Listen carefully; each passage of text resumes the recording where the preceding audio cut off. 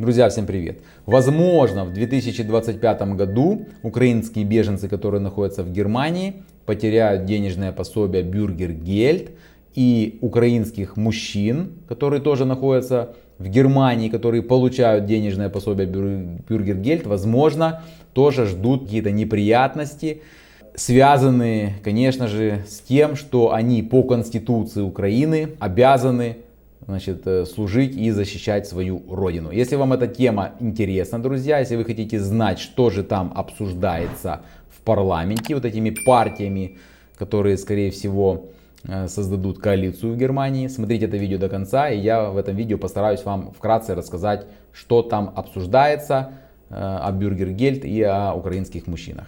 Ну и не забудьте, друзья, подписаться на мой канал. Итак, мы уже с вами знаем, я уже рассказывал в предыдущих своих видео о том, что в Германии, в бюджете Германии дыра. Дыра это не компенсирована, не залатана. И эта дыра в размере 20 примерно 6 миллиардов евро перенеслась с 2024 года на 2025 год. Сейчас думают немецкие чиновники, политики, как бы урезать, что можно бы сократить, да, залатать эту дырку. Огромные кредиты и реформа долгового тормоза, они, конечно же, создадут какие-то некоторые возможности, но кардинально эта проблема решена не будет. Поэтому партии, которые, скорее всего, создадут коалицию в Германии, не смогут в этом году избежать значительной экономии. Эта экономия коснется, уже начинаются вестись такие разговоры, коснется и беженцев, в том числе и украинских беженцев, которые находятся в Германии.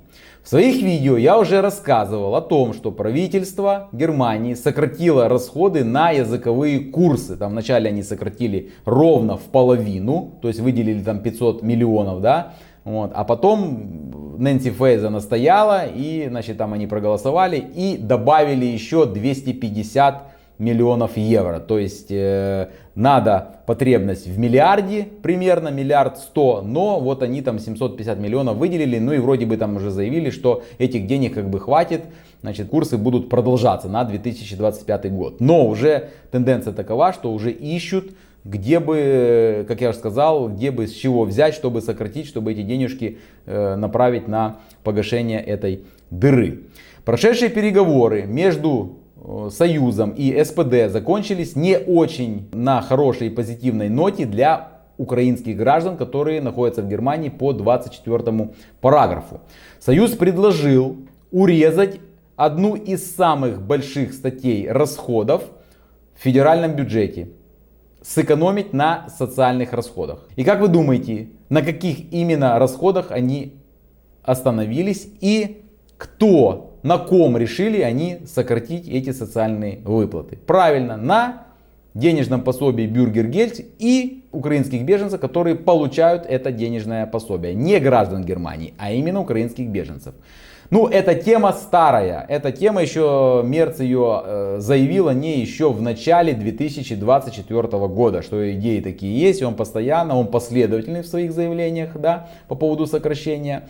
И сейчас эта тема, понятное дело, началась уже обсуждаться. Мерц тогда заявил, что необходимо пересмотреть статус украинских беженцев, да, и, соответственно, поменять статус и отменить для них денежное пособие, это Bürgergeld. В частности, Союз требует, чтобы всех украинских беженцев, которые находятся в Германии, лишили денежного пособия Bürgergeld и перевели их на денежное пособие, которые получают просители убежища из стран Африки и Ближнего Востока. Разница между Bürgergeld и этим денежным пособием, которое получают эти беженцы, в 100 евро, там при плюс-минус 100 евро. Расходы налогоплательщиков сократятся, сказал один из чиновников бюджетного отдела. Но расходы будут переложены с федерального правительства на муниципалитеты. Это придется компенсировать. Я уже рассказывал, что по статистике один беженец обходится вообще немецкому государству примерно в 25 тысяч евро в год. Эти деньги платит муниципалитет на его содержание. То есть это не федеральная власть. Федеральная власть направляет этого беженца в муниципалитет, да, он там проходит пути, скажем так, ступеньки направления, попадает в какой-то муниципалитет и полностью за него отвечает этот муниципалитет. И полностью его содержит, оплачивает, все делается из бюджета этого местного муниципалитета. Но федеральное правительство направляет за одного, как бы компенсирует расходы этого муниципалитета на содержание одного беженца в размере, из федерального бюджета в размере 7,5 тысяч евро вот на 2025 год. То есть 2/3 оплачивают содержание беженца муниципалитеты. Писали мне, я как бы снял видео, писали, что это все не Германия платит, это платит ООН, там, ну бред писали, понятно, люди, которые вообще далеки от этого. Поэтому нет, даже не федеральный бюджет содержит, а содержит муниципалитеты. Будет ли это достаточно для Мерца, для его партии, пока неизвестно. Но разговоры, еще раз повторюсь, такие уже ведутся. Это одно из главных, но есть еще неприятный сюрприз. И этот сюрприз касается уже украинских мужчин, которые находятся в Германии тоже по 24 параграфу мобилизационного возраста. Потому что конкретно на них тоже в этих вот дискуссиях заострилось внимание. По данным Центрального реестра иностранцев, в настоящее время в Германии проживает примерно 300 тысяч украинских мужчин мобилизационного возраста от 18 до 60 лет. И почти половина из них, а именно 142 тысячи, получают денежное пособие Бюргергельд. То есть они не на фронте, они не работают в Германии, а получают денежное пособие. И это вызывает недовольство у немецких политиков и у немецких чиновников. Сумма требований этих людей по выплатам за год составляет примерно 1 миллиард евро. Военный стратег и профессор Матиас Штрон прокомментировал предложение немецких политиков. Украина не может обойтись без этих 300 тысяч солдат, поскольку боевые части частично истощены и больше не могут ротироваться. Украина должна освободить от преследования всех дезертиров, которые явятся на воинскую службу до Пасхи. Ну, имеется в виду там, внутри Украины, это СЗЧшники. В то же время Германия должна облегчить потенциальным украинским солдатам выезд из Германии, объявив об отмене их гражданского пособия и напомнив им о воинской службе на родине. Ну, эта тема тоже не сегодняшняя, эта тема еще зародилась даже не в 2024 году, а в 2023. Кизеветер тогда заявил, он тогда сказал, что если взять всех украинских мужчин, которые находятся в Германии, да, тогда было на 2023 год их, по-моему, 260 тысяч по статистике, то можно создать 10 бригад военных и, значит, можно их спокойно направлять в Украину, чтобы они там присоединились к ВСУ и выполняли свой воинский долг, свою конституционную обязанность. Эта тема сейчас, вот партии, из которых будет создана коалиция, она начинает уже тоже обсуждаться. Экспертом ЦСУ по Украине в парламенте Баварии является Штефан Эбнер.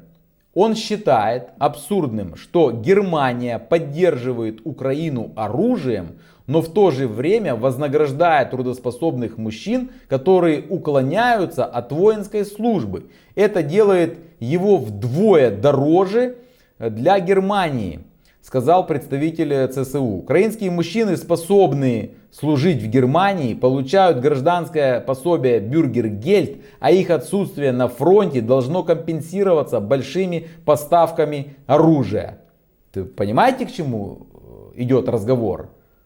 То есть мы как бы заявляем, что мы помогать будем Украине, а тут мы, получается, не помогаем, потому что у нас на территории Германии скрывается, скажем так, от дезертированных называют, от воинской обязанности, да, от мобилизации граждане Украины, которые могут выполнять воинский долг.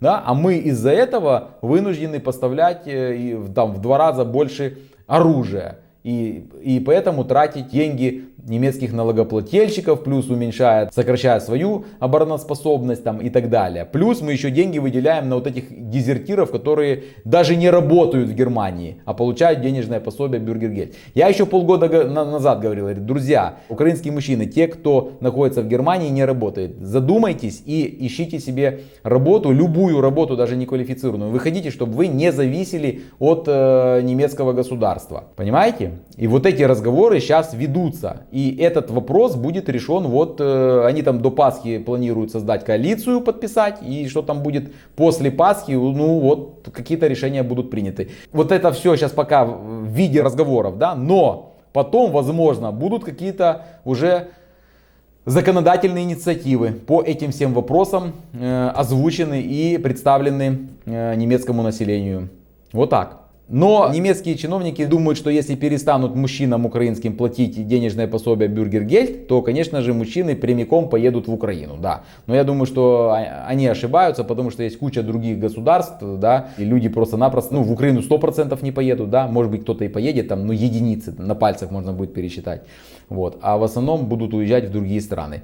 Это те, кто имеет действующие паспорта, а те, кто не имеет вообще паспортов украинских, заграничных, которые приехали по внутренним, вот те будут иметь проблемы, если такое произойдет. Потому что я уже так тоже думал, куда он может поехать? Может быть, поедет он, он перейдет границу там, и попадет в Турцию, да. И не знаю, опять же, если бумажный паспорт украинский, примет ли Турция его по бумажному внутреннему паспорту? Думаю, что нет. По ID-карте примет, но по бумажному нет. Куда поедет человек? Единственный вариант — это идти только в посольство Украины и брать свидетельство о возвращении на родину. Все, и ехать на территорию Украины. А куда он поедет? Чем он будет заниматься? Или находить работу, если его возьмут. То есть будут сложности реально у тех, у кого нет заграничных паспортов, и тех, кто не сможет эти паспорта в ближайшее время получить. Поэтому не теряйте время, думайте над этим вопросом, потому что неизвестно, как это все будет. Может быть, это все разговоры пока, да, и к этому ничего не придет. А может быть, мы летом увидим уже принятый закон. Вот так. Друзья, что думаете вы по этой теме? Напишите свое мнение в комментариях.